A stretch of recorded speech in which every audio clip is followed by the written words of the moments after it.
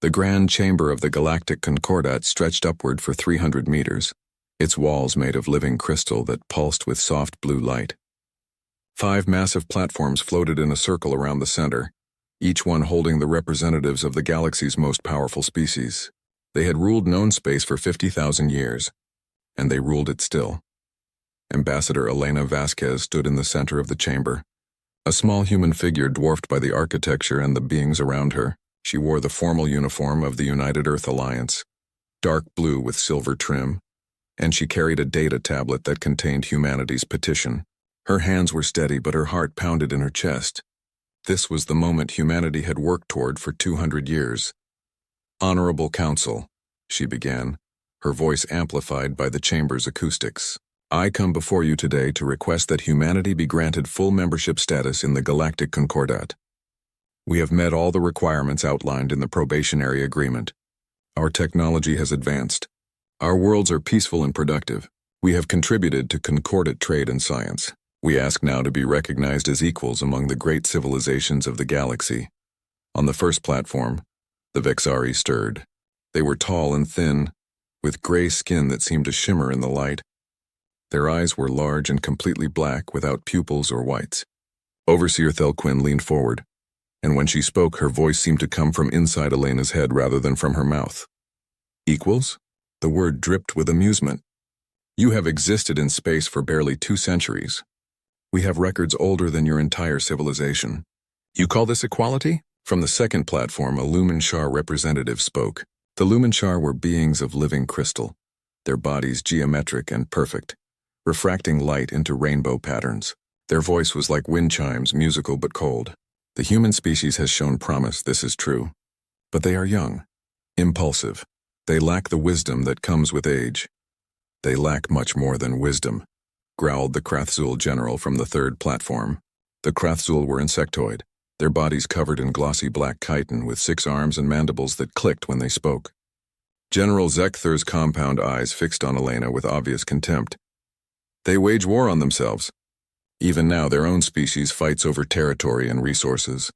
They are barbarians with starships." Elena felt her face flush, but she kept her voice level. "Every species has conflicts in its history. Humanity has learned from its mistakes. Our worlds are united now. We have achieved peace among ourselves." "Peace born of exhaustion, not enlightenment," said the Nothan delegate from the fourth platform.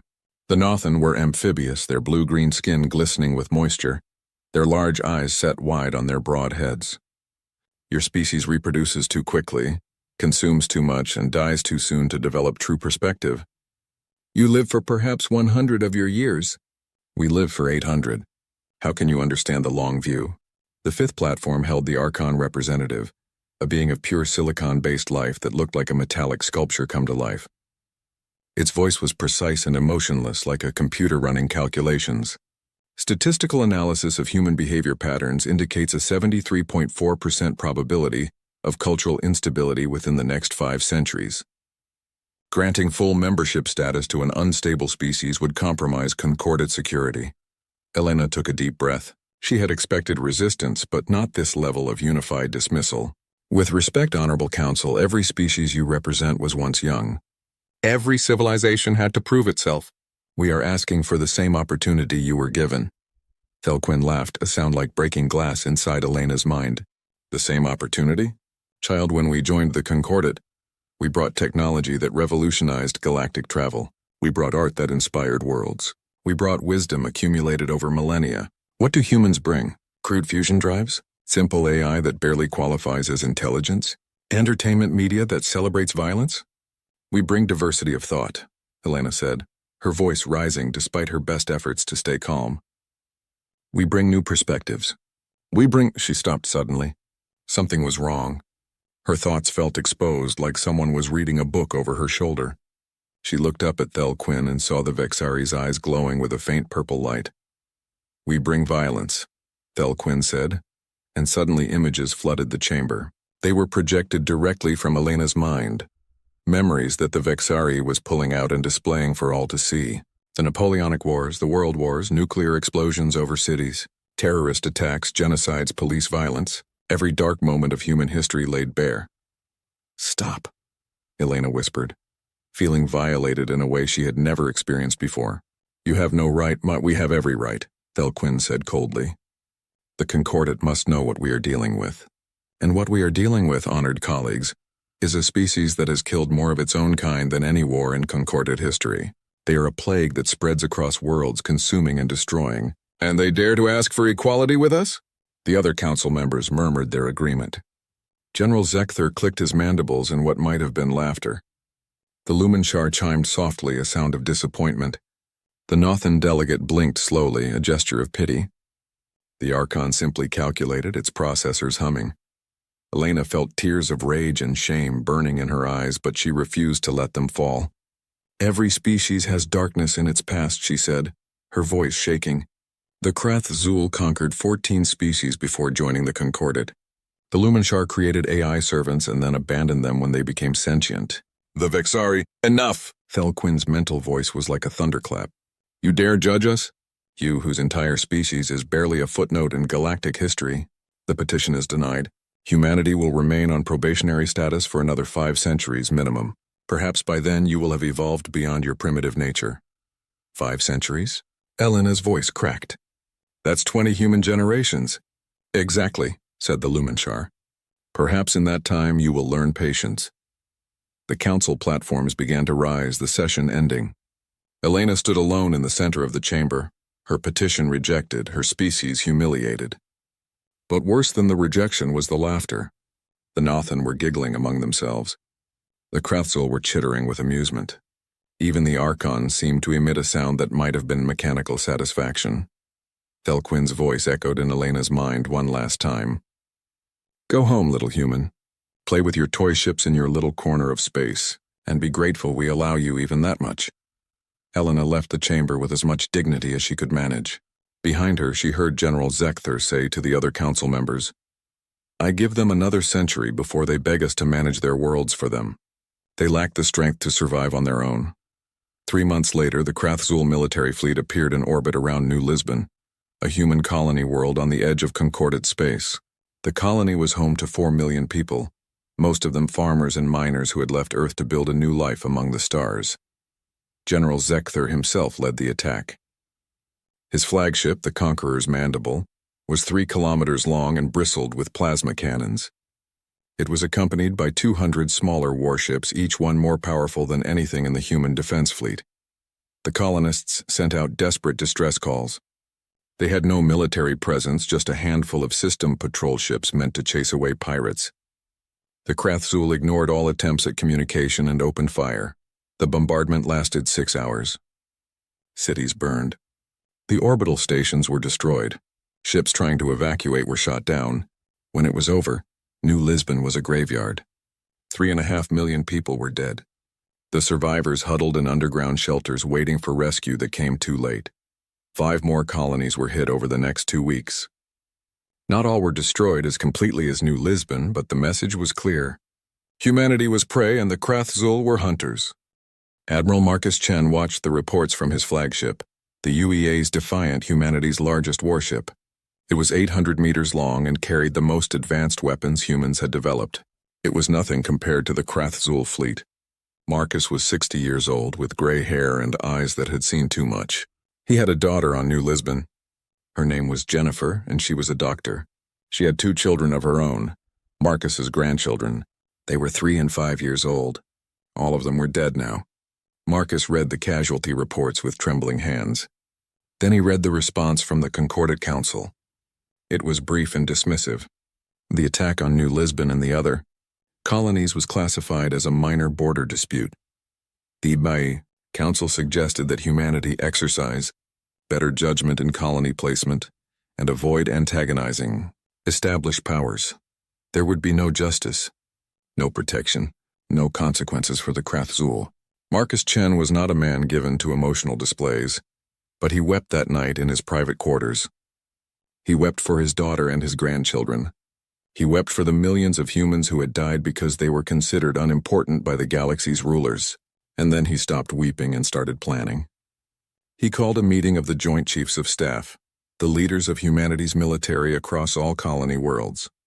They met via secure quantum communication, their holographic images filling a conference room on Earth. "They've shown us what they think of us," Marcus said, his voice cold and hard. "They see us as insects to be crushed when convenient. The Concordat will not protect us. They will not grant us equality. They will not even acknowledge our right to exist." "What are you suggesting?" asked Admiral Keiko Tanaka, commander of the Pacific Fleet. Marcus looked at each of them in turn. "I'm suggesting we stop asking for permission to survive. I'm suggesting we leave the Concordat and its territory entirely. And I'm suggesting we make sure that no one, ever again, can do to us what the Krathzul just did." "That's a declaration of independence," said General Ibrahim Hassan. "They'll see it as rebellion." "Let them," Marcus said. "We've tried their way for 200 years. It got us nothing but contempt and corpses. I say we try something different." The vote was unanimous. 1 week later, Ambassador Elena Vasquez stood before the Concordat Council one final time. She delivered a brief message that had been approved by every government on every human world. "The United Humanity Alliance hereby withdraws from the Galactic Concordat. We renounce our probationary status and all obligations under Concordat law. We claim sovereign territory in the systems we currently occupy, and we demand that all non-human ships leave our space immediately. Any violation of our borders will be considered an act of war. We will have no further communication with the Concordat." She turned and walked out before they could respond. Behind her, the council erupted in disbelief and amusement. Thelquinn's laughter echoed through the chamber. "The children throw a tantrum. How predictable.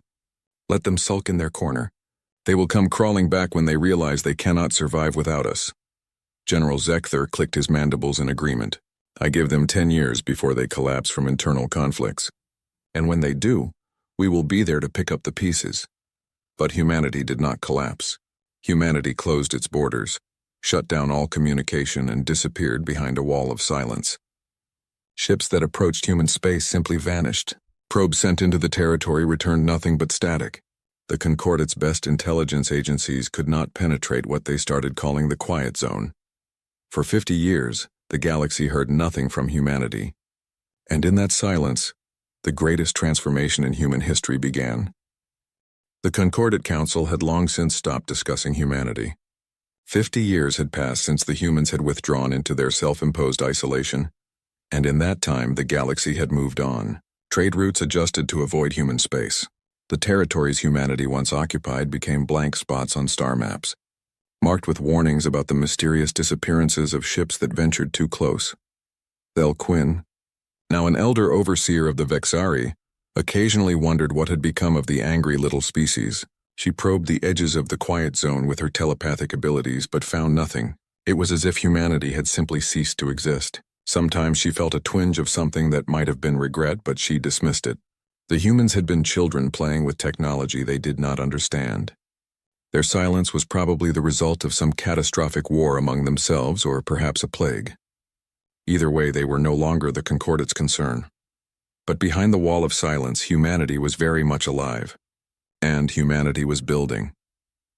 Dr. Sarah Okonkwo stood on an observation platform that floated in the vacuum of space, held aloft by gravity generators that humanity had perfected 20 years earlier. Before her stretched a sight that would have driven any Concordat observer mad with disbelief. She was looking at a planet-sized warship. It was not quite finished yet. The massive sphere was still under construction, with thousands of automated drones and construction vessels swarming over its surface like silver insects. But already it was 12,000 kilometers in diameter, larger than Earth itself. Its hull was made of quantum-compressed matter, a material so dense that a cubic centimeter weighed as much as a small moon. The surface bristled with weapons batteries, shield generators, and sensor arrays. This was the Prometheus, humanity's first Titan-class warship. And it was not alone. Sarah was 73 years old now. She had been 30 when the Krathzul destroyed New Lisbon. She had lost her brother and his family in that attack. Like millions of other humans, she had channeled her grief into purpose. She had become the chief architect of the Titan project, the single largest engineering endeavor in human history. "Status report," she said into her communication device. The voice of Commander Rebecca Torres came back immediately. Rebecca was stationed on the construction control ship Architect's Dream, coordinating the work of 2 million construction workers and 10 billion automated systems. Prometheus is at 92% completion. Weapon systems are being calibrated. Life support is fully operational. We're on schedule for the first test of the main conversion drive in 3 weeks. And the others? Sarah asked. Defiance is at 87%. Retribution is at 81%. Liberty is at 76%. Horizon is at 72%, all within acceptable parameters. 5 Titan-class warships, 5 planet-sized instruments of war. Sarah sometimes had trouble believing they had actually done it. The plan had been conceived in those dark days after humanity's withdrawal from the Concordat. Admiral Marcus Chen had gathered the brightest minds from every human world and given them a simple directive. Make sure this never happens again. Make sure humanity can defend itself against any threat, from any source at any scale. The scientists and engineers had worked for 5 years just to design the Titans. The technology required did not exist, so they invented it. They developed conversion drives that could turn matter directly into energy, providing essentially unlimited power. They created quantum compression fields that could pack the mass of a small planet into a hull strong enough to withstand anything short of a supernova. They designed weapons that could manipulate space-time itself, tearing holes in reality or crushing ships into singularities. And they had to do it all in secret, behind walls of silence that kept the Concordat from discovering what they were building. The cost had been staggering. Entire star systems were stripped of resources. Asteroid belts were mined to dust. Gas giants were harvested for their hydrogen. 200 human worlds had transformed themselves into industrial centers, every citizen contributing to the project in some way. Children grew up never seeing natural skies, only the metal ceilings of factory habitats. Artists became engineers. Poets became programmers. An entire generation sacrificed normalcy so that future generations might live in safety. Sarah walked along the observation platform, her magnetic boots keeping her anchored in the zero gravity. Through the transparent aluminum floor, she could see one of the construction zones where workers in powered exoskeletons were installing a weapon battery. Each individual cannon in that battery was 300 meters long. The battery itself contained 1,000 such cannons, and the Prometheus had 500 of these batteries distributed across its surface. A young engineer named David Park floated up beside her. He was 25 years old, born the year after humanity withdrew from the Concordat. He had never known anything but the Titan project. Dr. Okonkwo, "The neural interface teams are ready for your inspection," he said. Sarah nodded and followed him to a transport pod that would take them inside the Prometheus. The interior of the Titan was a world unto itself. Entire cities existed within the ship's structure, complete with parks, schools, and residential areas. 8 million people would crew the Prometheus when it was complete, and they would live their entire lives aboard the vessel if necessary. The neural interface chamber was located deep in the ship's core. Here, the Prometheus's quantum computer systems connected directly to the minds of specially trained operators who could control the ship's functions with thought alone. It was technology adapted from the Vexari telepathy, but improved beyond anything the Concordat had developed. 3 operators were already connected, their bodies suspended in transparent tubes filled with oxygenated gel. Neural cables ran from ports in their skulls to connection points on the chamber walls. Their eyes were closed, but Sarah knew they were fully conscious, experiencing the Prometheus as if it were an extension of their own bodies. "How do they feel?" Sarah asked the medical supervisor. "All vitals are normal. Stress levels are acceptable. They report a sense of completeness they never experienced with the smaller training systems." The supervisor smiled slightly. "They say it feels like becoming a god." Sarah understood what they meant. She had experienced the interface herself once with a much smaller ship. The sense of power was intoxicating. Every weapon at your mental command. Every sensor feeding you information. The ability to move something the size of a planet with a thought. It was dangerous in its way. They had lost 3 operators in the early days who could not handle the psychological weight of that much power, and went mad. But these 3 were stable. They had been selected from thousands of candidates and trained for years. They were ready. Admiral Marcus Chen arrived at the Prometheus construction site 2 weeks later. He was 89 years old now, his body kept healthy by medical treatments that could extend human life to nearly 200 years. But he looked every one of his years. His hair was white, his face lined with deep wrinkles. He had spent half a century preparing for war. Sarah met him at the main docking port. They embraced briefly, old friends who had worked together for decades. "It's magnificent," Marcus said, looking around at the interior of the ship. They were standing in a main corridor that was 50 meters wide and stretched for kilometers. Electromagnetic trains rushed past, carrying personnel and equipment. "It's monstrous," Sarah corrected. "We've built 5 planet-sized weapons of mass destruction. Sometimes I wonder if we've become the very thing we feared." Marcus looked at her steadily. "We've become what we needed to become. The galaxy showed us that mercy is weakness, that peace is impossible with those who see us as insects. We tried their way. Now we try ours." They walked to the command center located in what would be called the bridge on a smaller ship. But this was no bridge. It was a chamber the size of a cathedral, with holographic displays showing every aspect of the Prometheus's status. Hundreds of officers worked at stations, monitoring systems and running final tests. Captain James Rodriguez stood at the central command platform. He was 45 years old, a career military officer who had volunteered for the Titan program 20 years earlier. He would be the commanding officer of the Prometheus, the first human to captain a planet-sized warship. "Admiral on deck," he called out, and every officer snapped to attention. Marcus waved them back to work. "Status, Captain?" "Prometheus is ready for final testing, sir. All systems are operational.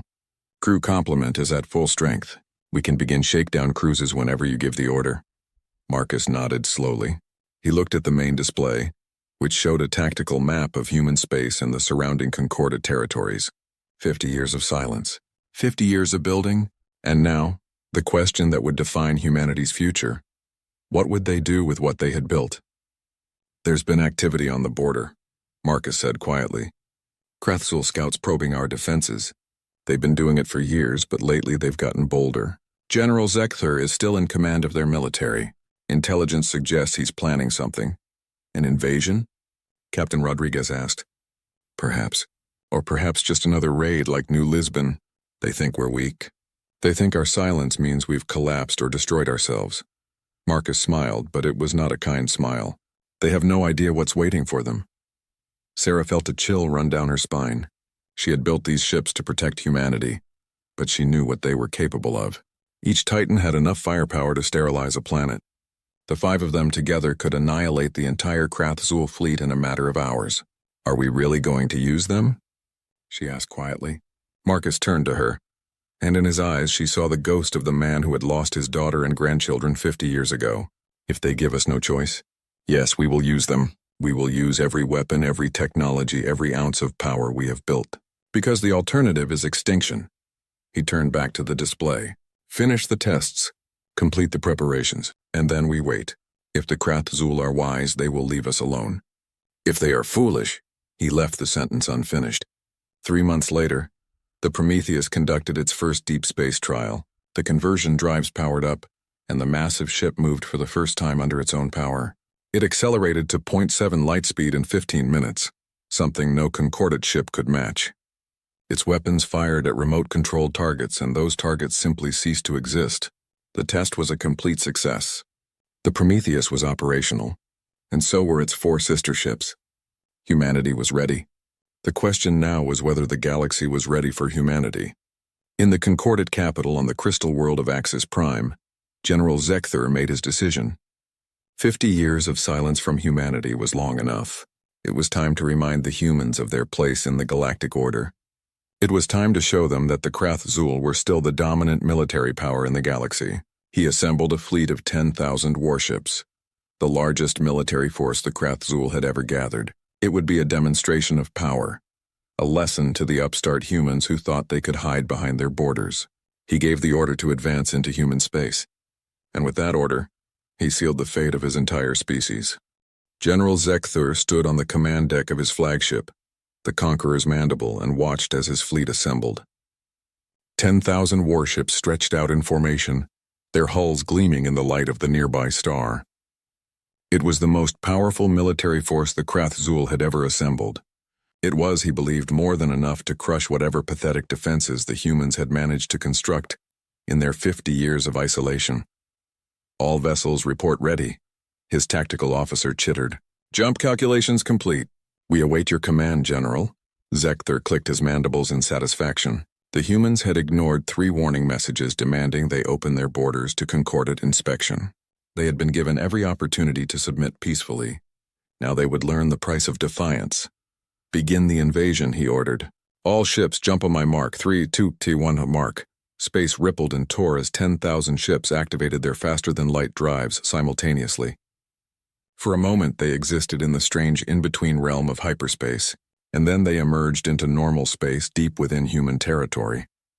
Zekthur's sensors immediately began scanning for the human defense fleet.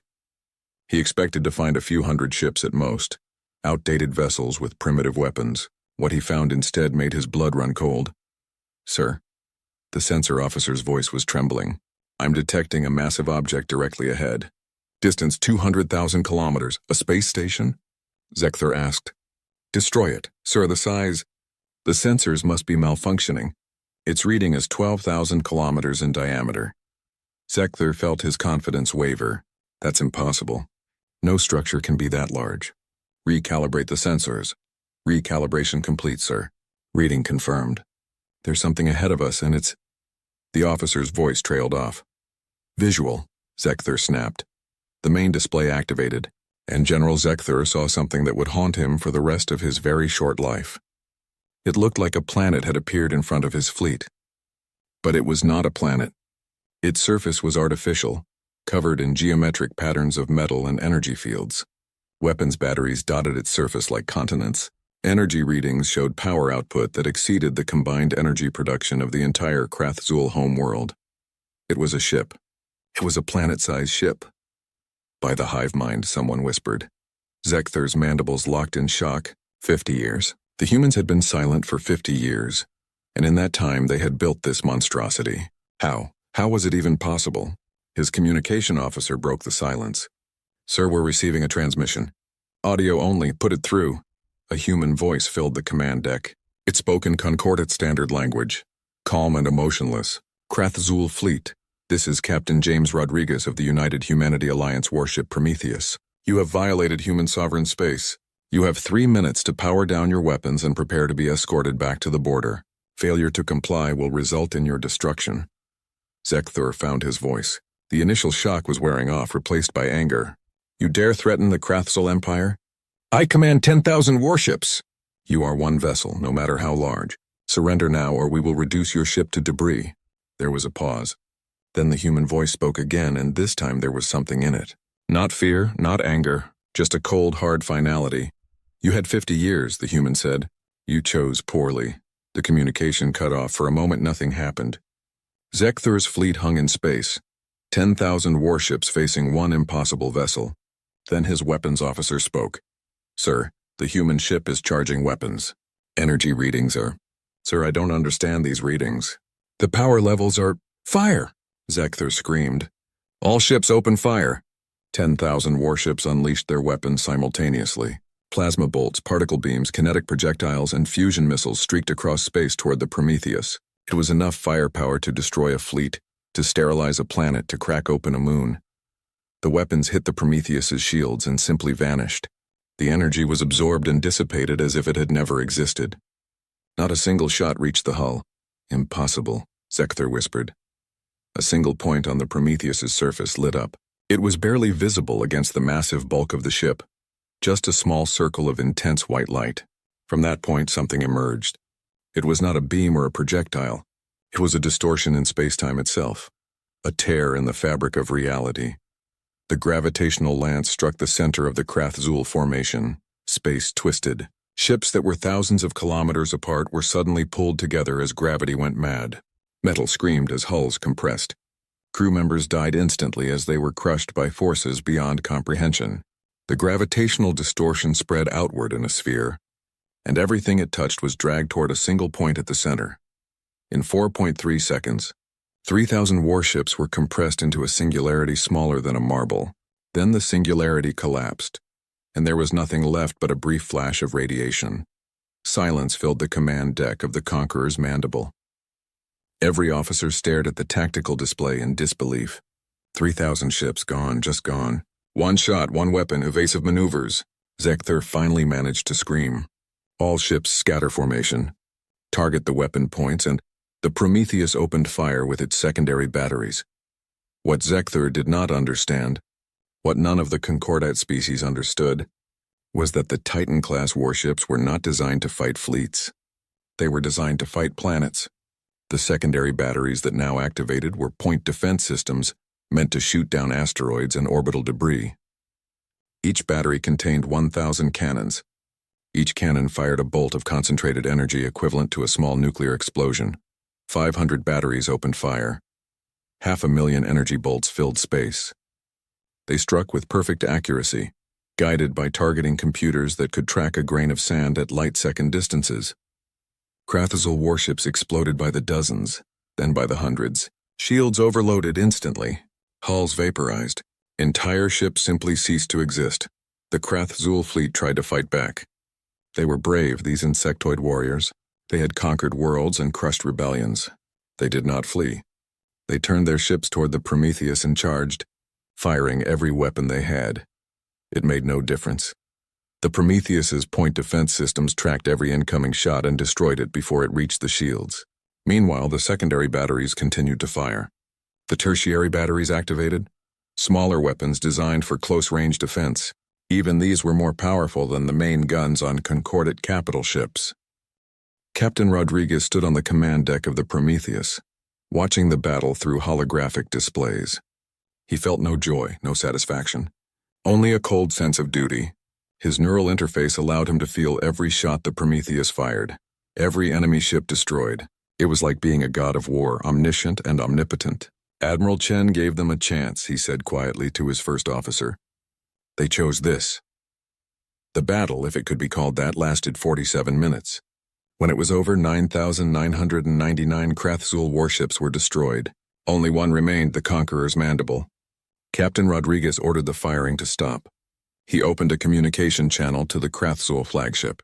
General Zekthur, I presume you're still alive. Good, I'm letting you live for a reason. You're going to take your ship back to the Concordat capital. You're going to show them the recordings of this battle. And you're going to tell them that humanity has 5 of these ships. Do you understand? Zekthur's voice was barely a whisper. I understand.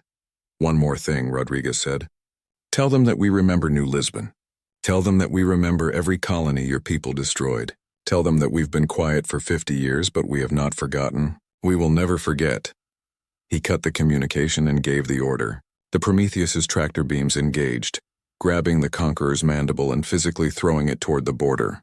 The Crusade flagship tumbled through space, its engines too damaged to correct course, but its life support and recording systems intact. In the command deck, Rodriguez sat down heavily. His hands were shaking. He had just killed hundreds of thousands of beings. It was necessary. It was justified. But it was not easy. Send a message to Admiral Chen, he said. Tell him the Prometheus has successfully defended human space. Tell him, he paused. Tell him that the galaxy is going to know what we've become. The recording of the battle reached the Concordat Council 3 days later. General Zekthur transmitted it from his damaged flagship, along with his full tactical analysis. The council gathered in emergency session, representatives from all 5 major species present. They watched in silence as the Prometheus destroyed the Crusade fleet. They watched one single ship, annihilate 10,000 warships in less than an hour. They saw weapons that bent space-time, shields that were impenetrable, and power levels that exceeded anything in Concordat technology. When the recording ended, the chamber was silent. Thel Quinn was the first to speak. Her telepathic voice was weak, trembling with fear. This cannot be real. The humans do not have this technology. They were children. They were primitive. The Archon representative ran calculations on his internal processors. Analysis indicates the recording is genuine. Probability of forgery, 0.003%. The humans have developed technology that exceeds our own by several orders of magnitude. How many of these ships do they have? The Nothan delegate asked, his voice barely above a whisper. General Zekthur's holographic image appeared before them. His body was covered in injuries, his mandibles cracked. The human captain stated they have 5. Intelligence analysis suggests this is accurate. We detected construction activity in 5 different star systems before we lost our surveillance network. 5 planet-sized warships, the Lumenshar representative said. its crystalline voice resonating with something that might have been awe or terror. 5 ships that can each destroy a fleet. What have we created? Thelquinn's mental voice was sharp. We created nothing. They built this themselves. She stopped, realization dawning. We created the necessity. We humiliated them. We attacked them. We forced them to become this. The Archon's calculations continued. Probability analysis. If humanity deploys all 5 Titan-class warships against concordate targets, expected outcome is total concordate military defeat within 2 years. Individual species survival probabilities vary, but collective concordate survival 17%. The chamber erupted in chaos. Representatives shouted over each other, demanding action, suggesting surrender, calling for preemptive strikes. But everyone there knew the truth. They had made a terrible mistake 50 years ago when they dismissed humanity as insignificant. And now humanity had become something more than they ever imagined. Something more powerful, something more dangerous. The children had grown up, and they had teeth. The Concordat was fracturing. In the 2 weeks since the Prometheus had destroyed the Krathzul invasion fleet, the carefully maintained unity of 50,000 years was crumbling like sand. The Nothan were the first to break ranks. Their delegation arrived at the edge of human space aboard a diplomatic vessel painted white, broadcasting peace on all frequencies. They requested permission to enter human territory and were granted safe passage. Within days, they had negotiated a separate peace treaty with humanity, offering full reparations for past grievances and recognition of human sovereignty. They also quietly shared intelligence about concordate military deployments, hoping to prove their sincerity. The Lumenshar attempted to maintain neutrality, but their merchant fleets began avoiding any routes that might bring them into conflict with human interests. Their representatives spoke eloquently about the need for dialogue and understanding, though everyone noticed they were simultaneously moving their defensive fleets into position around their core worlds. The Vexari were in chaos. Their telepathic network allowed them to share thoughts and emotions across their entire species, and right now that network was flooded with fear. They could not sense the Titans. The psionic dampening fields that humanity had developed made the massive warships invisible to telepathy, which was deeply unsettling to a species that relied on mental powers for everything. Thelquinn, the elder overseer who had humiliated Ambassador Vasquez 50 years ago, made a desperate decision. She gathered the most powerful telepaths in Vexari space and launched a psionic assault on the human leadership. It was a technique they had used before to paralyze enemy commanders, forcing them to surrender without a shot being fired. The assault was targeted at Admiral Marcus Chen, who was known to be the architect of humanity's military buildup. The Vexari telepaths linked their minds and struck across the vast distances of space, focusing their combined willpower like a spear aimed at Chen's consciousness. The assault hit the neural shielding that every human military officer now carried as standard equipment. The psionic energy rebounded, amplified, and reflected back at its source. 17 Vexari telepaths died instantly, their brains burned out by their own reflected power. Thelquinn herself survived but was left catatonic, her mind shattered by the backlash. The Vexari realized with horror that humanity had developed defenses against their greatest weapon, and those defenses could be turned into weapons themselves. The Archons, ever logical, ran their simulations and concluded that resistance was mathematically futile. They began preparing proposals for peaceful coexistence, calculating the optimal terms that would ensure their survival. Only the Krathzul refused to accept the new reality. General Zekthur had been removed from command, deemed too damaged psychologically to lead. His replacement, Commander Vrixtal, called for total war. He argued that the Titans, while powerful, could be destroyed through coordinated attacks. He claimed that Krathzul honor demanded they fight to the last warrior, rather than submit to humans. The other concordate species listened to these declarations with growing unease. The Krathzul wanted to drag them all into a war that could not be won. Admiral Marcus Chen watched these developments from his office on Europa Station, humanity's military headquarters.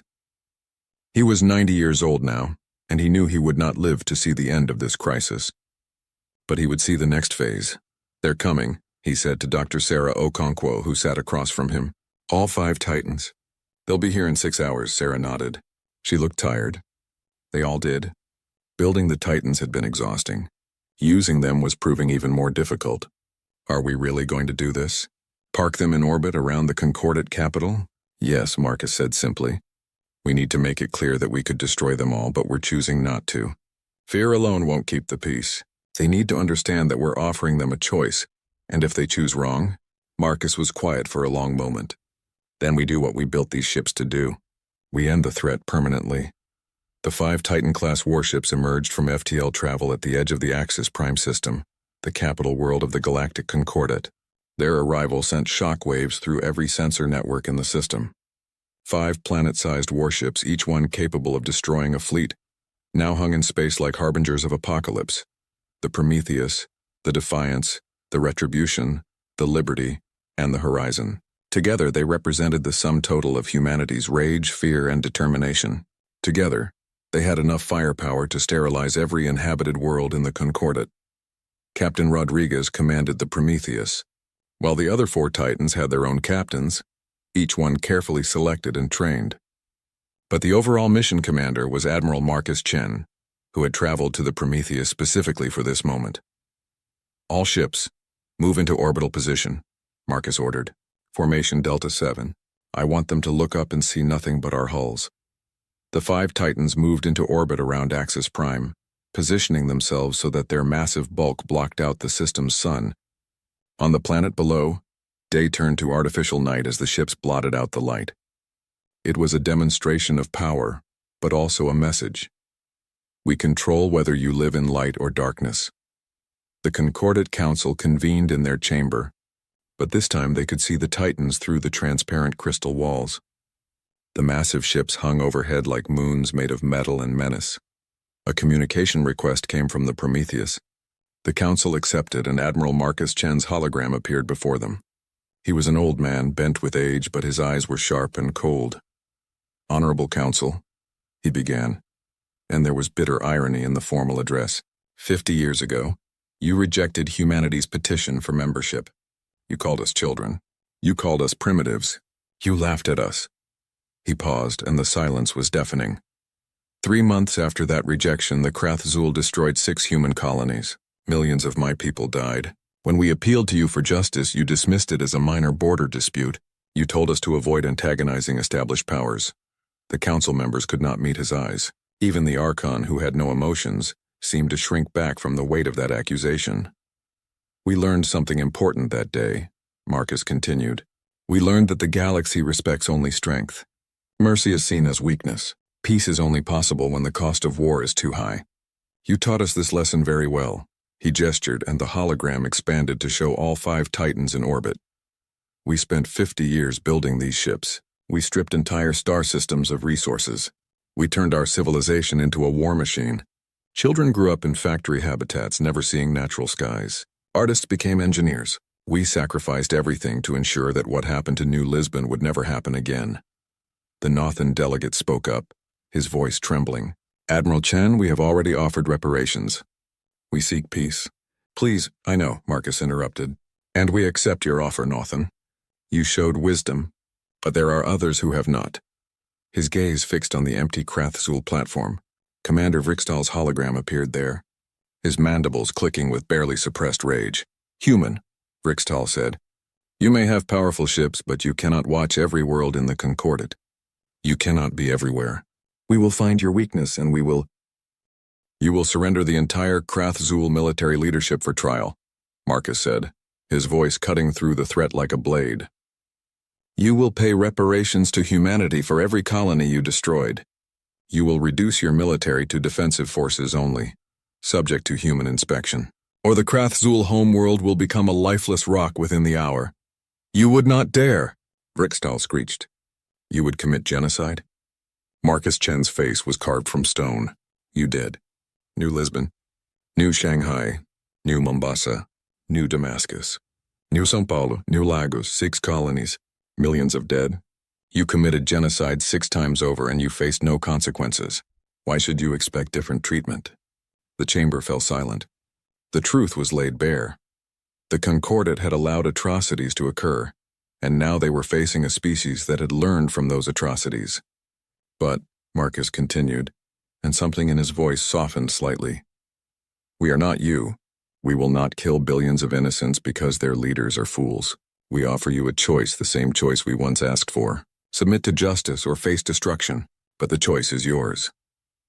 Vrixtal's hologram flickered as he struggled with rage and fear. Finally, he spoke. What guarantee do we have that you will not destroy us anyway? None, Marcus said simply. You have only our word. Just as we once had only your word that the Concordat would protect us. We know how much that was worth. But unlike you, we mean what we say. He turned his attention to the full council. Humanity demands the following. Full reparations for all destroyed colonies. Permanent seats on the Concordat Council with full voting rights. The surrender of all Krathzul military leadership involved in the colony attacks for trial under Concordat law. Complete territorial sovereignty for all human space with violations treated as acts of war, and most importantly a formal apology from this council for 50 years of contempt and negligence. The Lumenshar representative spoke, its chiming voice careful and diplomatic. And if we accept these terms? Then the Titans return to human space. We establish normal diplomatic relations. We trade, we share technology within reason. We become partners in maintaining galactic peace. Marcus paused. But make no mistake, we will never again be weak. We will never again be vulnerable. These ships will always exist, and if we are threatened, we will use them. Thelquin's successor, a younger Vexaria named Shenkar, spoke telepathically. Her mental voice was respectful, lacking the arrogance of her predecessor. Admiral Chen, I must know. When you connected with Elder Overseer Thelquin during the reflection of our psionic assault, what did you see in her mind? Marcus was quiet for a moment. I saw regret. I saw that she finally understood what she had done to us.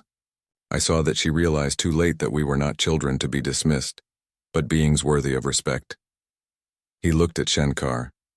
Tell her when she recovers that we remember both the cruelty and the final understanding. Both will shape how we treat your people. The Archon ran calculations and spoke. The optimal outcome is clear. We accept your terms, Admiral Chen. All of them. One by one, the other species agreed. The Lumenshar, the Nothan, even the Vexari, speaking through Shenkar, accepted. Only Vrixtal remained defiant. The Krathzul do not surrender. We will never, his hologram vanished. Moments later, a new Krathzul representative appeared, an older general named Thexun. Commander Vrixtal has been removed from authority. The Krathzul accept your terms, Admiral Chen. Our military leadership will surrender themselves for trial. We ask only that our species be allowed to survive. Marcus nodded slowly. That is all we ever asked for ourselves. And unlike you, we will grant it. He looked at each council member in turn. In 3 days, we will send representatives to formalize the treaty. Until then, the Titans remain in orbit. Not as a threat, but as a reminder. The galaxy has changed. Power has shifted. Learn from this as we learned from you. Respect is earned, not given. And those who forget this lesson will face the consequences. The hologram vanished, leaving the council alone in their chamber, overshadowed by 5 planet-sized warships that represented everything they had lost and everything they had never should have taught humanity to become. 10 years had passed since the 5 Titans appeared in orbit around Axis Prime. The galaxy had changed in ways both subtle and profound.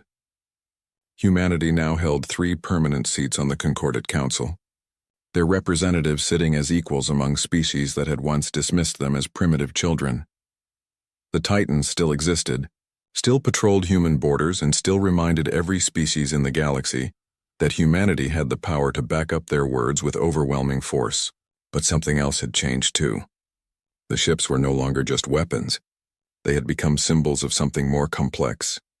Ambassador Elena Vasquez, now 75 years old, walked through the gardens of New Lisbon Memorial Station. The station had been built in orbit around the planet where millions had died 50 years ago. Below, the world was slowly healing, its surface being terraformed once again, though the scars of the Krathzul bombardment would take centuries to fully erase. She was meeting with Shenkar, the Vexari representative who had replaced the broken Thelquin.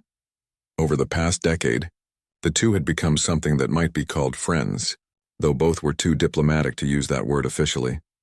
Your people are prospering, Shenkar said, her telepathic voice gentle in Elena's mind. The human neural shielding was sophisticated enough now that Vexari could communicate telepathically, without invading privacy.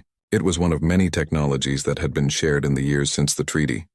We are, Elena agreed, though I wonder sometimes at what cost. They stood before a memorial wall where the names of the dead from all 6 destroyed colonies were inscribed in light.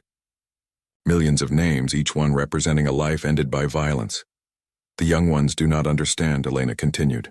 The children born after the Titans were completed. They see the ships as normal, as just another part of their world. They do not remember what we sacrificed to build them. Perhaps that is good, Shenkar suggested. Each generation should not have to carry all the burdens of the one before. Elena smiled sadly. Perhaps, but I worry we have taught them the wrong lesson. That overwhelming force is the answer to every problem. On Earth, in the Global Assembly building in Geneva, Senator Maria Santos was making the same argument to a chamber full of representatives from every human world. She was 35 years old, born the year after humanity withdrew from the Concordat. She had grown up in the shadow of the Titans and had never known anything else. We built these ships to survive, she said, her voice carrying across the chamber. And we did survive. We won recognition. We gained respect. But do we still need them? The Titans cost us immensely to maintain. Every year we pour resources into keeping them operational, resources that could be used for education, exploration, art, science. An older senator, James Cartwright, stood to respond. He had been a young engineer on the Prometheus construction project 50 years ago. Senator Santos, with respect, you do not understand what the galaxy is like. The moment we show weakness, the moment we suggest we might decommission the Titans is the moment someone will test us. The Concordat respects strength. Only strength. Then we are no better than them. Maria shot back. We have become exactly what we feared. We have let our trauma define us. Is this what those who died on New Lisbon would have wanted? For us to become a society built around weapons? The debate raged for hours, as it had been raging in various forms for years. Humanity was divided. The generation that built the Titans believed they were necessary. The generation born after believed they had served their purpose and should be retired. Dr. Sarah Okonkwo, now 93 years old and confined to a wheelchair, watched the debate on a holographic screen from her retirement home on Mars. She had given most of her life to the Titan project, and she understood both sides of the argument. We became what we had to be, she said softly to her nurse, a young woman named Akari.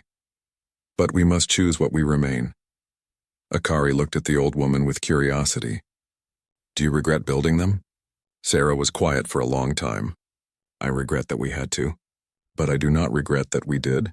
Every child who grows up safely on a human world, every person who lives without fear of bombardment from space, they exist because we made hard choices. But yes, it cost us something. It cost us our innocence. It cost us a generation of artists and dreamers who became engineers and soldiers instead. She turned her chair to look out the window at the Martian landscape. The question is not whether the Titans were necessary. They were. The question is whether they are still necessary, and if not, whether we can let them go. The answer to that question came from an unexpected direction. Deep space monitoring stations began detecting anomalies beyond the edge of Concordat space. Ships were appearing, ships from beyond the galaxy. They were not hostile, but they were powerful and they were numerous. A new civilization had found the Milky Way, and they were curious about the species they found there. The Extragalactic Collective, as they called themselves, made contact with the Concordat Council. They were explorers and scientists seeking to understand other forms of life. Their technology was advanced, far beyond even the Titans in some ways. They came in peace, but they came with strength. For the first time in 10 years, the Concordat species found themselves united in concern. What if these newcomers were not as peaceful as they claimed? What if their curiosity turned to conquest? The council met in emergency session. This time, when humanity's representatives spoke, the others listened with respect born of memory. Admiral Marcus Chen had died 5 years earlier, passing peacefully in his sleep at the age of 94. His granddaughter, Commander Lisa Chen, now held his old position as Supreme Commander of Human Defense Forces. She was 42 years old, born in the last days before humanity withdrew from the Concordat. She remembered her great-aunt Jennifer, the doctor who died on New Lisbon. The loss was part of her family history, a wound that had never fully healed. The extragalactic collective has made no hostile moves, Lisa said to the council, but they have also made it clear they are capable of defending themselves. They have asked to meet with representatives from all major concordate species to discuss potential cooperation. The Nothan delegate spoke up. Should we not show strength? Deploy fleets to the meeting point? No, Lisa said firmly. We should show wisdom. We should remember what happens when we meet new species with contempt instead of respect. She looked directly at Shenkar as she said this, and the Vexari representative's mental voice carried agreement. Commander Chen speaks truth. We made this mistake with humanity. We should not repeat it. The Archon ran calculations. Probability analysis suggests that peaceful cooperation with the extragalactic collective yields optimal outcomes for all species. However, defensive preparations should be made in case first contact assessment proves incorrect. It was decided a delegation would meet the collective at a neutral point in space. And to show both goodwill and capability, the Concordate would send one representative from each major species, including humanity. Commander Lisa Chen stood on the bridge of the Prometheus, feeling the familiar connection of the neural interface. She was not Captain Rodriguez, who had retired 5 years ago to write his memoirs and teach at the academy. She was the new generation, raised in the shadow of these massive ships now commanding one. The Prometheus moved through space toward the meeting point, and with it came something unexpected. The Concordate had asked humanity to bring one Titan as part of the delegation, but they had also sent their own ships, not as escorts but as partners, a Lumenshar science vessel, a Nothan diplomatic ship, a Vexari telepathic relay station, even a Krathazul observer vessel, small and humble, a far cry from the massive fleets that had once invaded human space. On the observation deck, Lisa found an unusual gathering. Human crew members stood alongside Nothan engineers, Lumenshar scientists, and even a few Vexari telepaths who had volunteered to serve on the Prometheus. It was a sight that would have been impossible 10 years ago. "Commander," said a Lumenshar scientist named Crystalline Dawn over mountains, its crystalline voice chiming softly. "The extragalactic collective ships are within sensor range. They are impressive." Lisa looked at the tactical display. The collective had sent 7 ships, each one unique in design but clearly advanced. They were not as large as the Titans, but they radiated power and sophistication. "All crews, this is Commander Chen. We are about to make first contact with a new civilization. I know many of you are nervous. I know some of you remember the old conflicts between our species. But look around you. Look at who stands beside you. We are here together, Concordate and humanity, united for the first time not by fear but by hope." She paused, choosing her words carefully. "My great-grandfather built this ship because the galaxy taught him that only strength mattered. He was right in his time, but perhaps we can teach the galaxy something new now. Perhaps we can show that strength is not just about weapons. It is about choosing when to use them and when to extend a hand instead." The communication systems activated. A voice spoke in perfect Concordate standard language, though with an accent none of them had heard before. "Greetings, people of the Milky Way. We are the Extragalactic Collective. We come seeking knowledge and friendship. We see that you have great power, represented by the magnificent ship that leads your delegation. We wonder if you will use that power for war or for peace." Lisa took a deep breath. This was the moment. The choice that would define humanity's future and perhaps the galaxy's. "We built this ship for war," she said honestly. "We built it because we had to, because we were threatened and dismissed and attacked. But we hope to use it for peace. We hope that our strength allows us to be generous, to be wise, to be better than we once were." There was a pause. Then the collective voice spoke again, and there was approval in it. "Then we shall be friends. And perhaps together we can explore what lies beyond our galaxies." The meeting that followed would last for weeks. Treaties would be drafted. Technology would be shared. A new era would begin. One where the Milky Way species ventured outward together. On the Prometheus, Commander Lisa Chen looked out at the stars and thought about her great-grandfather, the old admiral who had built these ships out of rage and pain and determination. She thought about all the humans who had sacrificed normal lives to build floating fortresses in the void. "We did it," she said softly. "We survived. We proved ourselves. And now maybe, just maybe, we can be more than survivors. We can be explorers again, dreamers again, Behind her, Shenkar spoke telepathically, her mental voice warm.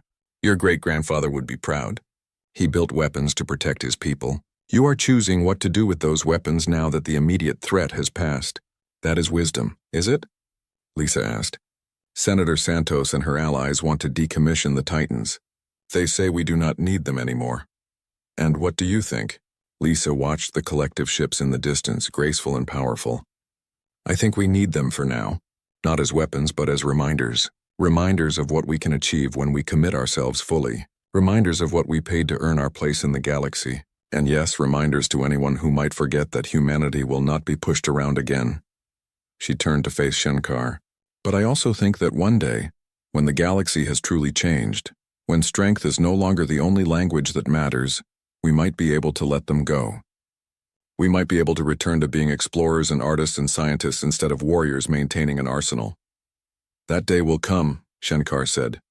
Because of what you and your ancestors built. You bought humanity the time and space to choose its own future. What you do with that gift is up to you. Years later, historians would mark this moment as the beginning of the Great Expansion, when species from the Milky Way joined with the extragalactic collective to explore the universe together. The Titans remained active for another century, growing older but still powerful, still present at the edge of human space. Eventually, one by one, they were decommissioned. Not destroyed, but placed in orbit around human memorial worlds, monuments to what humanity had achieved and what it had sacrificed. The Prometheus, the first and greatest, was placed in orbit around New Lisbon, forever watching over the world it had been built to avenge. Children grew up playing in the shadows of these massive ships, using them as playgrounds and museums. They learned the history of how humanity had been dismissed, attacked, and nearly destroyed. They learned how their ancestors had responded by building the impossible. And they learned one final lesson, the lesson that took longest to understand, that the greatest strength is knowing when not to use the power you possess. That wisdom is not the absence of weapons, but the judgment to know when those weapons should remain silent. The galaxy had called them children. Humanity had proven they were wrong. But in doing so, humanity had also grown up, learning that being adult meant more than just having power. It meant knowing how to use it, when to use it, and most importantly, when to set it aside and reach for something better. The Titans had saved humanity from extinction, but humanity in the end had saved itself from becoming defined by those weapons. They remained survivors, but they chose to be more than that. They chose to be builders, explorers, artists, and dreamers once again. And in that choice, they finally became what they had always asked to be recognized as, equals among the stars, not because of the weapons they wielded, but because of the wisdom they had earned. The old cargo ship groaned as it pushed through space, its metal joints creaking with every minor course correction. Captain Jack Walker sat in his worn command chair, patting the scratched armrest like he was soothing an old horse. The bridge of the HMS Perseverance was quiet, except for the constant hum of machines that should have been replaced decades ago. Captain, we've got another warning light. Lieutenant Maria Stone called out from her station. She didn't even sound worried anymore. Warning lights had become as common as breathing on the Perseverance. Let me guess, Walker said, running a hand through his graying hair. The port engine's pressure valve again. He already knew the answer. That valve had been giving them trouble for the past 3 months. No, sir. This time, it's the starboard cargo hold. Temperatures rising. Maria tapped her screen, which flickered twice before stabilizing. Even the displays were struggling to stay alive on this ship. Walker stood up and stretched. Ben, you hearing this? Already on it, Cap. Chief Engineer Ben Cooper's voice crackled through the ship's ancient comm system. Just need to bypass the secondary cooling circuit. Again, give me 5 minutes. The Perseverance was the oldest human cargo hauler still operating in this sector of space. Other captains had colorful names for it. The Flying Junkyard, Disaster Waiting to Happen, and Walker's Folly were among the more polite ones. But Walker saw something different when he looked at his ship. Where others saw patches and repairs, he saw solutions and creativity. Every jury-rigged system told a story of survival. Incoming transmission, Maria announced. It's the stellar Commonwealth patrol ship again. Walker sighed. Put them through. A holographic screen appeared in front of him, showing a pristine white bridge and an equally pristine officer in a perfectly pressed uniform. S. Perseverance. This is Commander White of the CSS Exemplar. Your vessel has been flagged for 17 different safety violations in the past month alone. You are ordered to proceed to Station Delta 7 for immediate inspection and probable decommissioning. Walker put on his most charming smile. Commander, we've been through this. My ship might not be pretty, but she's got all her papers in order. We're hauling essential medical supplies to the outer colonies, and you know as well as I do that they can't afford to wait. Captain Walker, the commander's voice dripped with disdain. Your ship is an embarrassment to human spaceflight. The Commonwealth has standards.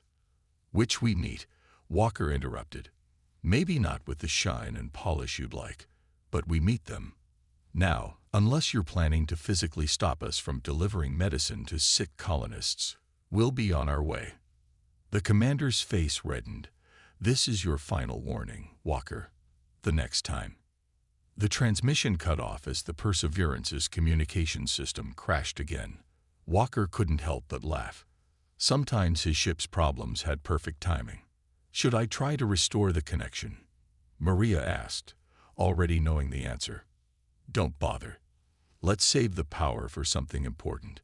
Walker settled back into his chair. Ben, how's that cooling system coming along? Fixed it. Ben's voice came through clearer this time.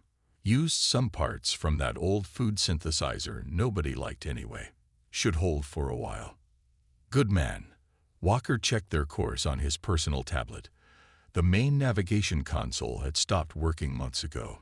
They were still on track for their delivery to New Hope Colony, even if they were moving at speeds that would make modern ships cry. The bridge crew fell into their comfortable routine, each of them monitoring their stations with the kind of attention that came from knowing their ship could fall apart at any moment. They'd been together for 5 years now, ever since Walker had bought the Perseverance with his life savings. Most people thought he was crazy to spend everything on a ship that belonged in a museum or a scrapyard, but he'd seen the potential. 3 hours later, Maria broke the peaceful silence. Captain, you should see this. Her voice was different now. Tense. Walker moved to her station, studying the news feed on her screen. The headlines made his blood run cold. Stellar Commonwealth DECLARES War on Earth and AL Human Colonies. Get everyone to the mess hall, Walker ordered. They need to hear this. 10 minutes later, the entire crew, all 12 of them, gathered around the mess hall's single table. The news played on multiple screens, showing Commonwealth warships moving into position around major human space stations. They're saying we're too unpredictable, Maria read from her tablet. That our expansion needs to be contained before we destabilize the entire galaxy. They're demanding immediate surrender of all human military forces and the placement of all colonies under Commonwealth control. Like hell, Ben muttered, speaking for everyone. Walker studied his crew's faces. They were scared, angry, and uncertain, but they were also waiting for him to tell them what to do. He took a deep breath. The Commonwealth thinks they know everything about us. They look at ships like ours and see nothing but junk. They see our ways of doing things as primitive and dangerous. He placed his hands on the table, leaning forward. But that's where they're wrong. Every single one of you proves them wrong every day. We keep this ship flying with nothing but spare parts and determination. We deliver supplies to colonies that the fancy corporate ships won't touch. We solve problems in ways their computers say are impossible. He straightened up. They want to go to war with humanity. Fine. But they're about to learn that their biggest mistake was thinking they could predict us, that they could control us, that they could judge us by their standards. What can we do? Someone asked.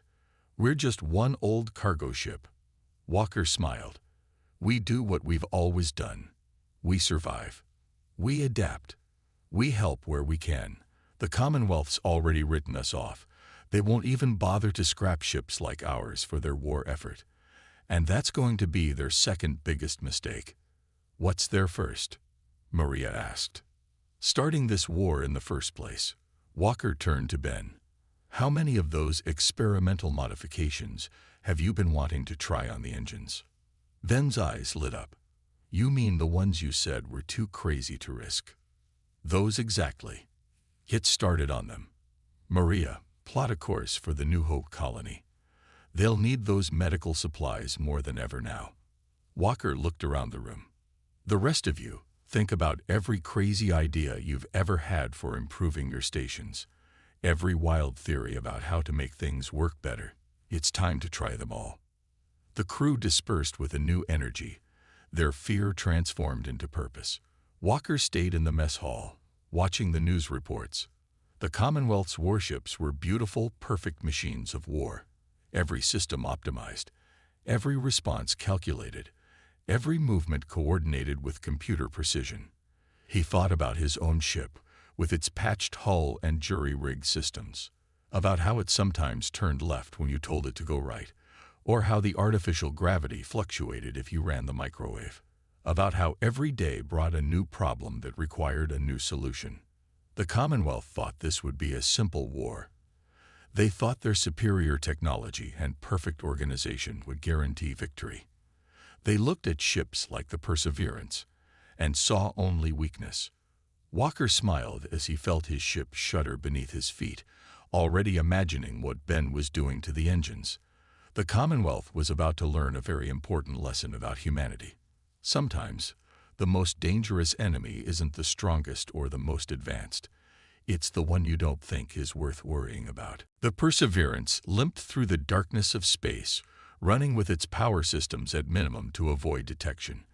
They'd just finished delivering medical supplies to New Hope Colony, sneaking past 2 Commonwealth patrol ships in the process.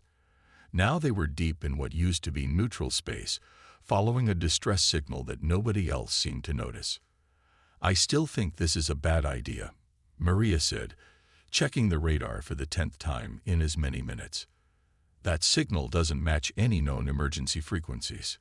Exactly why we should check it out, Walker replied, studying the strange readings on his tablet. Commonwealth ships are too busy with their war to investigate anything unusual. Ben's voice crackled over the comm. Captain, those engine modifications are holding steady, but I wouldn't push them too hard. We're basically running on prayers and duct tape right now. Aren't we always? Walker smiled. The modifications Ben had made over the past week had turned their old cargo hauler into something entirely new. The Perseverance could now change its power signature at will, making it appear as different types of ships to long-range scanners. It wasn't much, but it had kept them alive so far. The source of the distress signal finally came into view. It was a massive ship, easily 3 times the size of the Perseverance, floating dead in space. Its sleek design and pristine white hull marked it as Commonwealth technology, but something was off about it. No damage that I can see, Maria reported. No signs of battle or mechanical failure. It's just empty. Running deeper scans now, Ben announced. This is weird, Captain. The ship's putting out almost no power, but I'm getting readings that suggest its core is still active. And these designs, this isn't a normal Commonwealth vessel.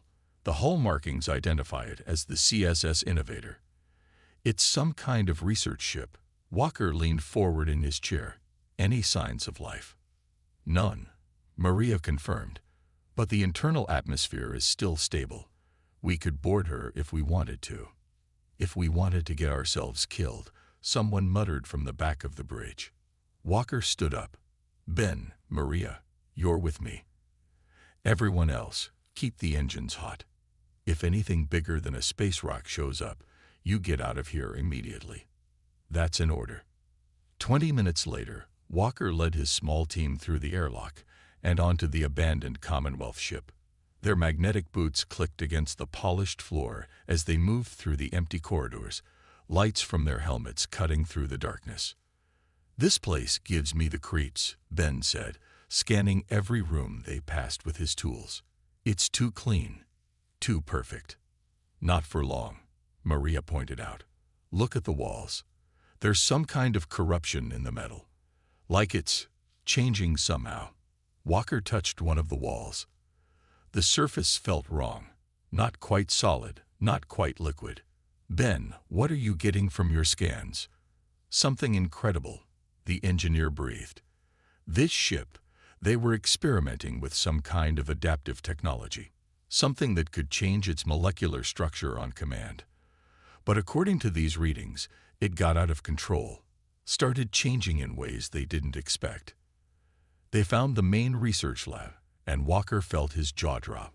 The room was filled with equipment he'd never seen before, but what caught his attention was the way everything seemed to flow together. Walls merged with computers, computers merged with tools, all of it connected in ways that defied normal engineering. They were trying to create the perfect adaptive system, Maria said, reading from a still active terminal. Something that could repair itself, evolve, become stronger. But they couldn't control it. The changes became random, unpredictable. They abandoned the project because it was too chaotic. Walker picked up what looked like a small cylinder from one of the workbenches. Unlike everything else in the room, it was separate, self-contained. What's this? Ben scanned it. Some kind of control module. It's still active, but it's stable. They must have figured out how to contain small amounts of the technology. Pack it up, Walker ordered. Everything you can carry that isn't connected to the ship. Data cores, spare parts, anything that looks useful. Captain, Maria's voice was worried. You're not thinking of using their abandoned tech. That's exactly what I'm thinking. Walker helped Ben carefully disconnect several pieces of equipment. The Commonwealth threw this away because they couldn't control it. But we're not looking for control.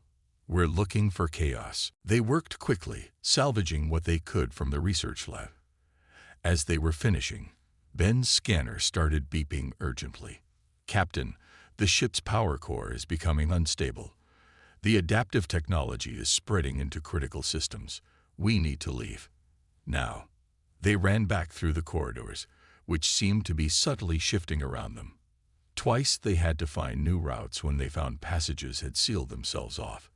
They made it back to the Perseverance just as the research ship's hull began to visibly ripple. Get us out of here, Walker ordered as soon as they were through the airlock. The Perseverance's engines roared to life, pushing them away from the doomed vessel. Through the viewport, they watched as the CSS Innovator slowly collapsed in on itself, its perfect form dissolving into a chaotic mass before exploding in a burst of energy that their sensors couldn't even categorize. Hours later, after they'd put enough distance between themselves and the debris field, Walker stood in engineering with Ben, staring at their salvaged treasures. I can integrate some of this with our systems, Ben said, excited despite his exhaustion. The control module especially. It won't be pretty. But when has anything on this ship ever been pretty? Walker grinned. Do it. Start small. Keep it contained. We'll let it adapt to us instead of trying to force it to work the way the Commonwealth wanted. You do realize this is completely insane, right? Maria had joined them, arms crossed but eyes curious. We're talking about using experimental technology that a highly advanced civilization gave up on because it was too dangerous. Exactly, Walker nodded. They gave up on it because they couldn't make it perfect. But we've never needed perfect. We just need it to work. Over the next few days, Ben carefully integrated pieces of the salvage technology into the Perseverance's systems. The changes were subtle at first. Power fluctuations stabilized themselves without any input, minor hull breaches sealed on their own, and the ship's aging computers began processing data in new and unexpected ways. It's like the ship is learning, Ben reported, showing Walker the readings. Every problem we encounter, every jury-rigged solution we come up with, it adapts and improves on it, but not in any way I can predict or control. It's doing things that should be impossible according to normal engineering principles. Walker watched as a crack in one of the view screens sealed itself, the material shifting and flowing until it was stronger than before. Normal engineering principles are what got the Commonwealth into this war. They think they can predict and control everything. But sometimes the best solutions come from embracing the chaos. The Perseverance shuddered slightly, its engines humming in a new tone that somehow felt right.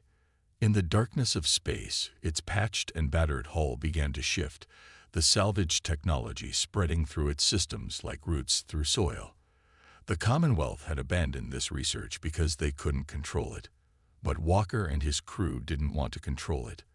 They'd wanted to work with it, to let it grow and change in its own unpredictable way. The weakest ship in human space was about to become something entirely new, something that no Commonwealth computer could predict or understand, something that would show them the true power of human adaptability. The Commonwealth warships appeared out of hyperspace like angry wasps, their weapons already charged and targeting systems locked onto the small mining colony below. The colony's 1,000 inhabitants had nowhere to run. Their few escape pods wouldn't be enough, and no ship would dare break through a Commonwealth blockade. No ship except the Perseverance. Battle stations, Walker ordered calmly, watching the enemy fleet through their newly adaptive view screen. The screen shifted and enhanced automatically, showing him exactly what he needed to see without any input. After 3 weeks of working with the salvage technology, the entire ship had become like this, anticipating, changing, evolving. 5 heavy cruisers, Maria reported. Standard Commonwealth attack formation. They're launching fighters. How many? 30. No, 40 fighters. All latest model. She paused. They haven't spotted us yet. Walker smiled. That was another thing their ship had learned to do. The adaptive technology had spread through their hull, constantly changing its surface in ways that confused Commonwealth sensors. To their advanced targeting systems, the Perseverance barely existed. Just another piece of space debris floating at the edge of the system. Ben, how are we looking? The ship's ready, Captain. Ben's voice was excited. Those Commonwealth upgrades we salvaged from their last patrol ship have integrated beautifully. The Perseverance actually understood how to improve them. You should see what she's done with the engines. Walker nodded. That was the beauty of their situation. Every time they encountered Commonwealth technology, their ship learned from it, adapted it, and turned it into something new, something unpredictable. All right, people. Let's show them why they should have scraped us when they had the chance. Walker tapped his chair's armrest, and the ship responded instantly, systems coming alive in ways that still amazed him. Time to save some colonists. The Perseverance moved like a ghost through space, its hull shifting colors and patterns to match the background radiation. As they approached the Commonwealth fleet, Walker could see their perfect formation. Ships placed at mathematically precise intervals, fighters moving in carefully calculated patterns. They're starting their bombing run, Maria warned. 5 minutes until they're in range of the colony. Perfect. Walker leaned forward. Let's introduce some chaos into their perfect plan. Then, show them what we've learned about their own weapons. The Perseverance's newly adapted weapons came online, but not in any way the Commonwealth would recognize. Their salvage technology had merged with the ship's old systems in strange ways, creating hybrid weapons that defied conventional physics. The first shot looked like a normal plasma burst, until it split into dozens of smaller projectiles that curved and twisted through space, following paths that no computer could predict. Commonwealth fighters scattered, their formation breaking as their pilots tried to evade weapons that didn't behave according to any known rules.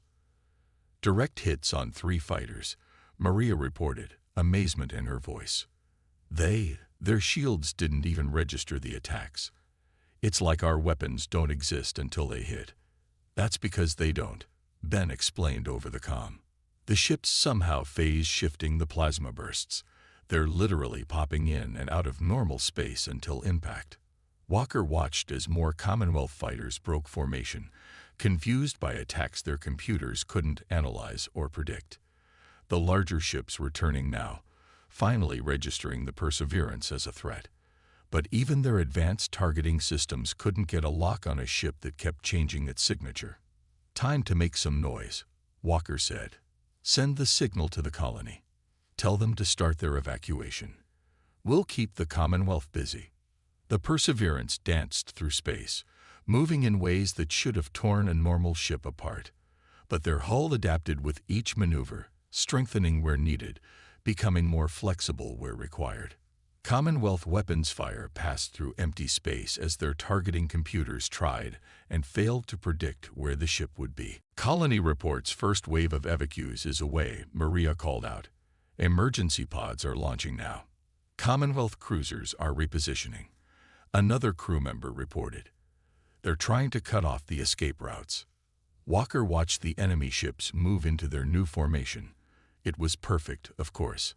Every position calculated to maximize coverage and minimize blind spots. But perfect wasn't always better. "Ben, remember that trick the ship learned last week? The one you said was impossible. You mean the jump drive modification?" "Captain, we haven't tested that yet. The ship came up with it on its own, and I have no idea how it works." "Sounds perfect." Walker grinned. "Do it." The Perseverance's engines howled as new energy coursed through them. The ship shuddered, and for a moment Walker thought they'd made a mistake. Then reality seemed to blur around them. They jumped, but not like a normal ship. Instead of moving through hyperspace in a straight line, they seemed to fold through multiple points in space simultaneously. The Perseverance appeared and disappeared at dozens of locations around the Commonwealth fleet, each appearance lasting just long enough to fire its impossible weapons before vanishing again. The perfect formation of Commonwealth ships dissolved into chaos. Their computers, programmed to respond to normal tactical situations, couldn't handle a threat that ignored the laws of physics. Shots meant for the Perseverance hit other Commonwealth ships instead. Fighters crashed into each other trying to dodge attacks that came from everywhere and nowhere. "Colony reports 60% evacuated," Maria said, "but the Commonwealth is launching a second wave of fighters." "Good." Walker watched as their ship's systems adapted again, learning from the battle in real time. "Let them come. The more ships they send, the more the Perseverance learns." The next 10 minutes were pure chaos. The Perseverance moved like a ghost through the battlefield, its weapons becoming stranger and more effective with each shot. Commonwealth fighters found their own systems turning against them as the adaptive technology reached out through their targeting scans, infecting their computers with its unpredictable nature. "Colony evacuation complete," Maria finally reported. "All civilians are away." Walker nodded. "Time to leave our mark." "Ben, remember those Commonwealth missiles we salvaged? The ones the ship rebuilt?" "Yeah. But Captain, I still don't know exactly what they'll do." "Let's find out. Target their command ship." The missiles launched, looking like standard Commonwealth weapons at first. The enemy ships ignored them, their defense systems recognizing friendly signatures. Then the missiles changed, their forms shifting and splitting like liquid metal. By the time the Commonwealth realized the threat, it was too late. The explosion wasn't like anything Walker had ever seen. It rippled through space in impossible patterns, bypassing shields and armor as if they didn't exist. When it was over, the Commonwealth command ship was still intact. But its perfect systems were corrupted, infected with the same chaos that powered the Perseverance. "All ships, break off and retreat." The Commonwealth Admiral's voice crackled over all frequencies, fear evident in his tone. "The target vessel is not what we thought. Repeat, full retreat." Walker watched as the mighty Commonwealth fleet fled, leaving behind their damaged command ship and dozens of floating fighters. The Perseverance had done what no human military vessel had managed. It had forced a Commonwealth battle group to retreat. "Send a message to Earth Command," Walker ordered. "Tell them we found a way to fight back. And tell them to start collecting every broken down, jury-rigged ship they can find. The Commonwealth thinks they can beat us with perfect ships and perfect tactics." He looked around his bridge, at the screens that shifted and changed to show exactly what was needed. at the walls that pulsed with energy that defied understanding, at his crew who had learned to work with chaos instead of fighting it. Let's show them what happens when humanity embraces imperfection. 3 months after their first major victory, the Perseverance wasn't alone anymore. Walker stood on his bridge, watching the radar screen as more ships joined their fleet. But these weren't the sleek military vessels Earth Command wanted to send. They were cargo haulers, mining ships, and ancient colony transports. Ships that, like the Perseverance, had been considered too old or too broken to be useful. 47 ships now, Maria reported, pride in her voice. All of them successfully integrated with versions of our adaptive technology. The screen in front of Walker shifted, showing him close-up views of their fleet. Each ship was different, the adaptive technology affecting them in unique ways. Some had developed living metal hulls that rippled like water. Others had grown organic-looking structures that housed weapons unlike anything the Commonwealth had ever seen. No two ships were alike, and that was their greatest strength. Message from the Rising Star, a comm officer called out. The Rising Star had been a luxury passenger liner before the war. Now its elegant form housed systems that could turn Commonwealth targeting signals back on their own ships. They've spotted a major Commonwealth fleet heading for the Alpha Centauri colonies. At least 100 ships. They're getting desperate, Ben said, looking up from his engineering station. The station itself had evolved, its controls adapting to work perfectly with his particular habits. Ever since we shared our technology with other ships, they haven't won a single major battle. Walker nodded. The Commonwealth's perfect tactics were falling apart in the face of ships that ignored the laws of physics. Their standardized fleets couldn't handle enemies that changed their very nature mid-battle. But Walker knew they wouldn't give up easily. All ships, battle formations, he ordered, then smiled at the irony of those words. Their ships didn't do formations, not really. They'd move like a swarm of strange space creatures, each following its own path while somehow working together in ways that gave Commonwealth tactical computers fits. The Perseverance led their fleet toward Alpha Centauri, its engines humming with power that didn't show up on any sensor readings. The ship had grown stronger over the past months, learning from every encounter. Its hull now looked like flowing metal in some places and pure energy in others. The original adaptive technology had spread throughout every system, turning the once weak cargo hauler into something that defied classification. They found the Commonwealth fleet exactly where intelligence said it would be, moving in perfect formation toward the colonies. But something was different this time. Captain, Maria's voice was tense. I'm reading new energy signatures from their ships. They've modified their technology. Walker leaned forward, studying the enemy fleet. The Commonwealth ships still moved with mechanical precision, but their hulls had a new look to them. Harder, more angular, with strange devices mounted on their weapons. They're trying to copy us, Ben said, reading data from his evolved console. They've analyzed our technology and tried to recreate it, but they're doing it wrong. They're trying to control it, to make it fit their rules. That's their mistake, Walker smiled. They still don't understand. The chaos isn't a weapon to be controlled. It's a partner to work with. He opened a channel to their fleet. All ships, the Commonwealth wants to play our game. Let's show them how it's really done. The battle that followed was like nothing in human or Commonwealth history. The Commonwealth ships fired weapons that twisted through space like the Perseverance's, but their attacks were rigid, programmed, predictable. The human fleet responded with pure chaos, each ship using the adaptive technology in its own unique way. A former mining vessel turned itself into pure energy for 3 seconds, passing through a Commonwealth battleship and leaving the larger vessel's systems corrupted with impossible data. An old planetary shuttle had somehow merged with a small asteroid, using it as both armor and weapon. The Rising Star danced through enemy fire, its hull splitting into multiple ghost images that all somehow fired real weapons.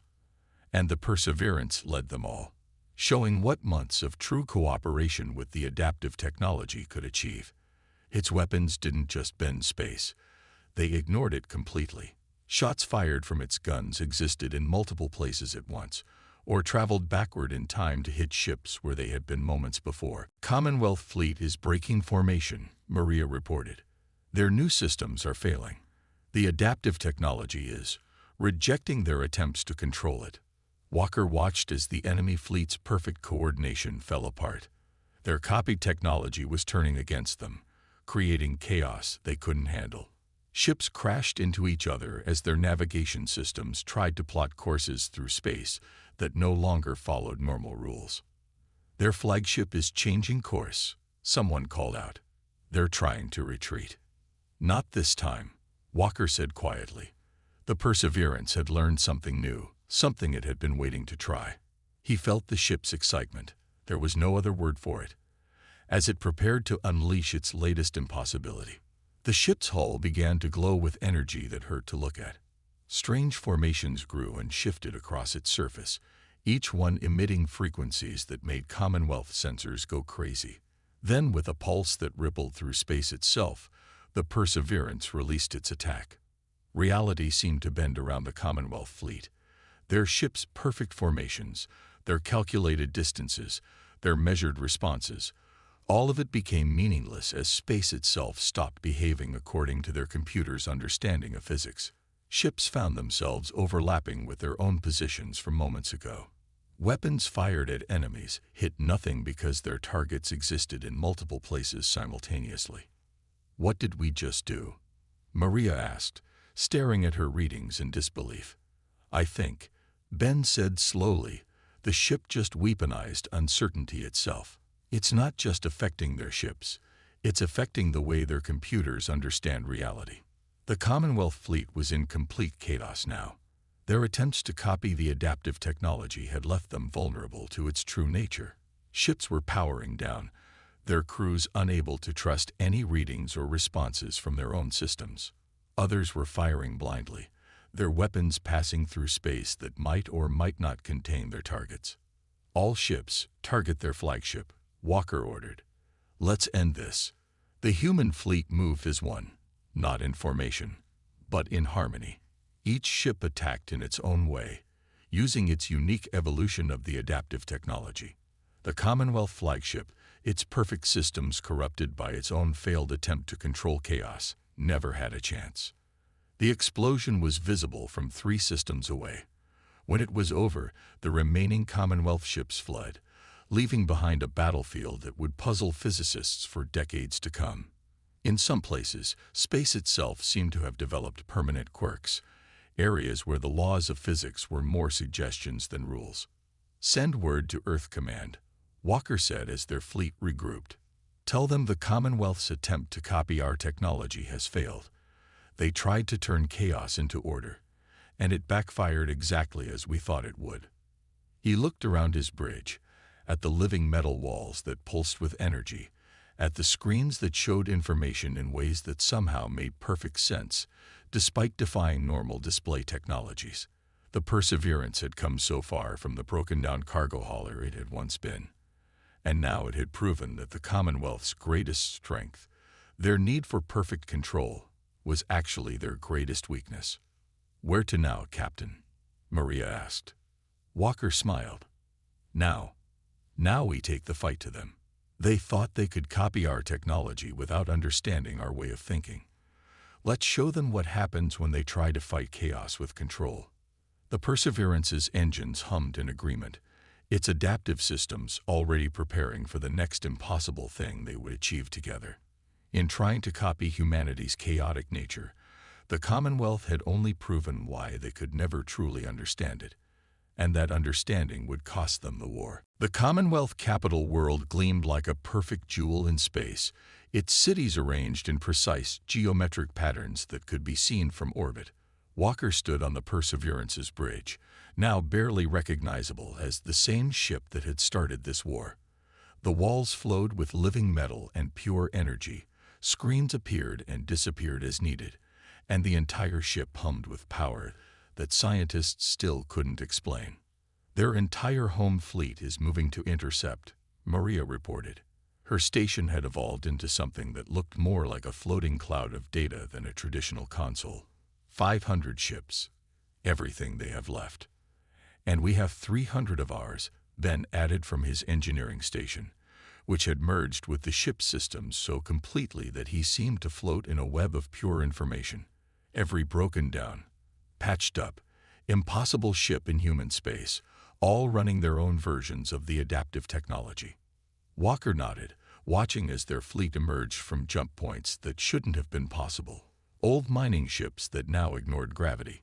Cargo haulers that could split into multiple copies of themselves. Passenger liners that had evolved weapons that fired pure probability. Each one had started as something the Commonwealth considered worthless, and each one had become something wonderful and strange. Message from the Commonwealth High Command. A comm officer called out. They're asking for our surrender. Walker actually laughed at that. They still don't understand, do they? Put them on screen. The main view screen shifted, forming itself from particles of light into a window showing the Commonwealth Supreme Admiral. The alien's perfect uniform and precise posture stood in stark contrast to the organic flowing bridge of the Perseverance. This is your final warning, the Admiral said, his voice carrying the same mechanical precision as his ship's. Your chaotic technology has caused enough damage. Surrender now, and we will help you return to normal space operations under our guidance. Normal. Walker smiled. Admiral, look at your sensors. Really look at what our ships have become. There is no more normal. Your perfect universe of rules and regulations doesn't exist anymore. We've shown the galaxy a better way. Better. The Admiral's voice rose slightly, the most emotion Walker had ever heard from a Commonwealth officer. You've infected space itself with your chaos. There are regions where our ships can't go because physics simply doesn't work properly anymore. This has to stop. No, Walker said quietly. It has to spread. The universe isn't meant to be controlled, Admiral. It's meant to be experienced, adapted to, worked with. That's what humanity has always understood, and what you never will. He cut the transmission with a wave of his hand. The Commonwealth fleet was moving into attack formation. Perfect lines and angles, every ship exactly where their computers said it should be. It would have been beautiful if it wasn't so predictable. All ships, Walker called out to their fleet. The Commonwealth has given us their answer. They choose control over chaos, perfection over adaptation. Let's show them why that's the wrong choice. Every ship, do what you do best. Be unpredictable. Be impossible. Be human. The battle began with a display of physics-defying chaos that would be studied for centuries. Human ships attacked in ways that ignored every rule of space combat. Some vessels phased between different realities, firing weapons that existed in all of them simultaneously. Others created temporary time loops, trapping Commonwealth ships in moments that repeated until their perfect systems crashed. The Perseverance led the charge, now fully evolved into something that was more concept than ship. Its hull shifted between solid metal, pure energy, and states of matter that had no names. Its weapons fired shots that hit their targets before they were fired, or created temporary dimensions where Commonwealth ships found themselves fighting their own reflections. Their formation is breaking, Maria reported with satisfaction. Their computers can't handle the contradicting data from all our different ships. She was right. The Commonwealth's perfect fleet was falling into disarray. Their attempts to maintain formation became impossible as space itself seemed to warp and twist around them. Human ships weren't just fighting them. They were changing the very rules of the battlefield. They're launching their new weapon, Ben warned. The one they think can counter our technology. Walker watched as the Commonwealth flagship released what looked like a wave of pure order, a field of energy that tried to force reality to behave according to their rules. For a moment, it seemed to work. Human ships near the wave began to lose their impossible abilities, their adaptive technology struggling against the enforced normalcy. But then something wonderful happened. Captain, Ben called out, excitement in his voice. The ship, it's doing something new. They all are. The Perseverance shuddered, its entire form vibrating with energy. Around them, other human ships were doing the same. The adaptive technology that powered them wasn't fighting against the Commonwealth's wave of order. It was absorbing it, learning from it, changing it. Of course, Walker breathed. That's what they never understood. Chaos doesn't fight order. It embraces it, adapts it, transforms it into something new.